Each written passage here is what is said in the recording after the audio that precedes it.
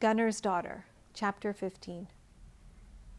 Late in the summer, the weather grew very warm. The cows did not come home at evening, but lay out in the forest. Asha and Skofti had to make a long search over hill and bog to find them and bring them in. Vigdis was loath to be left alone at the seder. She had a dread of the forest and was impatient to go home. She sat most of the day on the threshold looking out. The seder stood high with hills and forest on every side, but she had a glimpse of the cultivated land and the fjord in the south. She was sitting there listlessly one evening when the dog who lay with his nose in her lap grew restless. He started up and dashed down the meadow, barking, and then Vigdis caught sight of a man dismounting and tying his horse to the fence. She was alarmed and rose to her feet, meaning to make for the wood and hide. But at that moment the man turned, and she knew him for Jat. He called out, bidding her not to be afraid. Vigdis stood still in the doorway and answered, "I know well that I have no need to be afraid of you." Jat halted and looked at her for a moment. Then he asked slowly, "What do you mean by that?" Then Vigdis gave an ugly laugh but made no answer. Jat stood leaning against the doorpost. He looked at the ground and turned up mold with the point of his spear as he spoke to her. "I am now bound for home. There is a ship lying at the Tunsberg, owned by my kinsman. I know very well that it is a great boon I ask of you, that you shall forgive me all the wrong I have done you.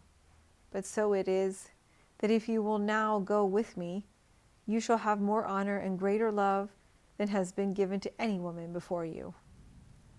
Vigdis laughed again and answered, "Your promises are of little worth, Jat. You lured me to you once with fair words, and then you brought on me the direst shame and sorrow past bearing. No woman has suffered worse. Great honor indeed would be hers whom you took to wife. 'Tis great honor to pick quarrels, to kill folks' horses, and debauch maidens, and make up lies and ballads. And you look to be fit for no other deeds of daring, you ghastly bugbear." Jat looked away as he answered, "It is true that you have good cause to say this to me, but I have performed other and better deeds in the past, and you were once ready to hear of them. Then I did not look to you so ugly that you were not fain to kiss me again and again.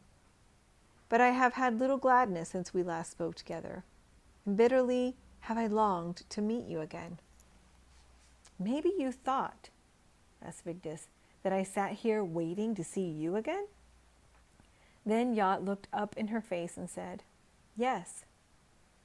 After that, neither of them uttered a word for a while.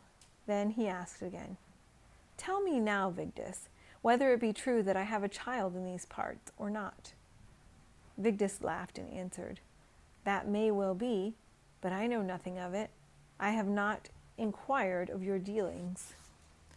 Jat turned red as fire and held his peace. Vigdis said, "Now go and make ballads of your manhood, and boast of how bold a fellow you are when you are alone with a woman, but do not expect them to believe your hereabouts.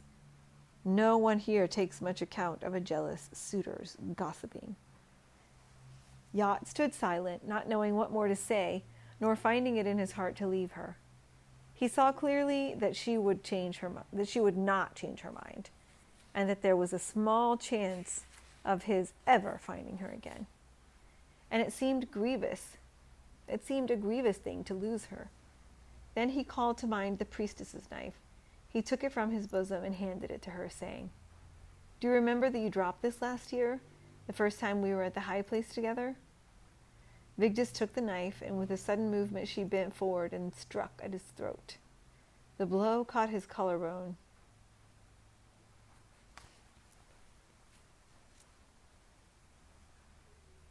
Ripping his clothes and tearing the skin so that the blood flowed. Then Jat seized her and drew her to him for a moment. He said, "Now, Vigdis, I could take you with me, but now I will not act against your will. But come with me, and whatever harm you do me, I will repay with good." Vigdis answered in his arms, "You shall not get me alive over the water." He kissed her and said, "Then I wish that much joy may be yours, but I shall never forget my sorrow." Vigdis answered, "May you have the worst of deaths, and live long and miserably, you and all you hold dear. And may you see your children die most wretchedly before your eyes." Jat released her and went down across the meadow. He untied his horse, but then he turned and stood for a while, looking up towards the satyr. After that, he led his horse into the forest and rode on. And many years passed, and much happened ere he saw Vigdis again.